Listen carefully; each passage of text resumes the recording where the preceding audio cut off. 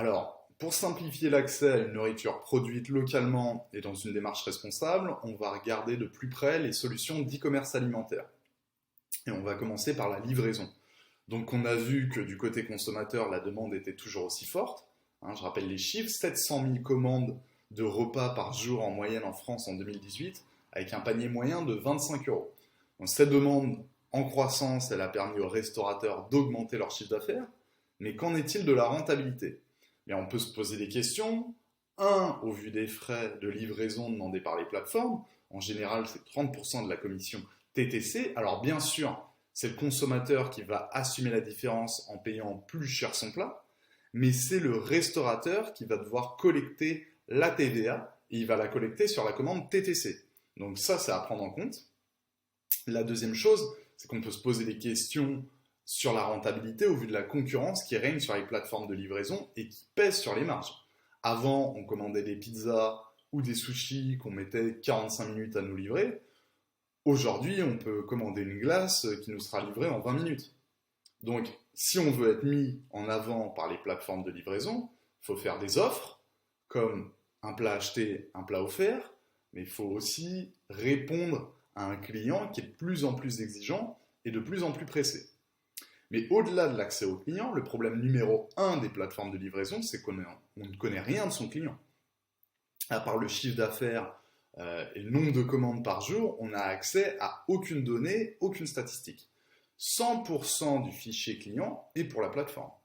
Donc la question, c'est que vaut un fonds de commerce si on ne connaît pas ses clients? Donc bien sûr, on peut mettre en place un service de livraison en interne, pour des raisons de rentabilité, mais également pour des raisons éthiques. Mais avoir sa propre flotte de livreurs, c'est compliqué à mettre en place. C'est toute une logistique à prévoir en prenant en compte que le dernier kilomètre est toujours le plus cher. Donc ça, c'est la première chose. Comparé à la livraison, le click and collect, ça apparaît comme une très bonne solution.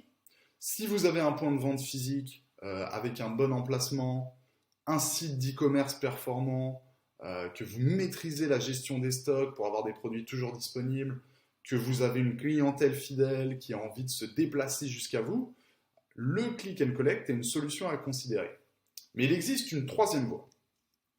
Et c'est une voie qui permet de proposer des produits directement sur le lieu de vie de notre client sans être tributaire d'un intermédiaire. C'est une voie qui permet de proposer des produits 24 heures sur 24 et 7 jours sur 7, peu importe la situation. Et c'est une voie qui permet aux clients d'accéder aux produits sans avoir à commander, sans avoir à se déplacer et sans avoir à attendre. Et cette voie, c'est la vente en libre service grâce à la distribution automatique. Alors quand je dis distribution automatique, on s'imagine tout de suite cette machine métallique dans laquelle on va introduire des pièces pour sélectionner un sandwich triangle mou qui viendra s'écraser au fond d'un automate. On imagine cette machine dans laquelle on ne veut pas mettre nos produits. Alors c'est sûr que dit comme ça, la vente en direct grâce à la distribution automatique, ça fait pas envie. Mais aujourd'hui, on peut révolutionner cette expérience client.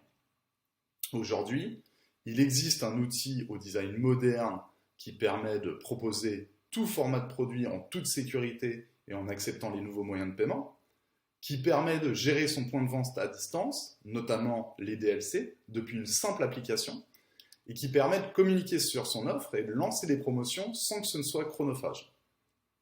Et cet outil, c'est le frigo connecté. Et le fonctionnement, il est simple. Pour le client, il lui suffit de passer sa carte bancaire, le frigo se déverrouille, il se sert comme il ferait chez lui, il prend un produit, il referme la porte du frigo, et il est facturé automatiquement.